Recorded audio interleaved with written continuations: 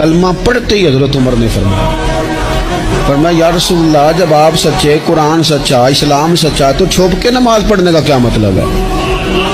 فرمایا ابھی تعداد ہی کوئی نہیں، 40 تو مسلمان ہیں۔ عرض کی حضور مہربانی کریں نا، آپ صرف اجازت دیں۔ 20 لوگوں کی صفیں بنا دی گئیں، ایک صف کے آگے حضرت عمر ہیں، ایک صف کے آگے حضرت امیر حمزہ ہیں۔ جناب عمر کہنے لگے چونکہ آپ اللہ کے رسول ہیں تو لہذا نماز بھی آج اللہ کے گھر میں پڑھی جائے گی۔ تو حضرت عمر بیت اللہ شریف کے بیچ کھڑے ہو کے نعرہ لگاتے ہیں، فرماتے ہیں میں عمر ہوں، تم مجھے بھی جانتے ہو، میرے باپ کو بھی جانتے ہو، تم میرا قبیلہ بھی جانتے ہو، میں نے پڑھ لیا ہے محبوب کا کلمہ۔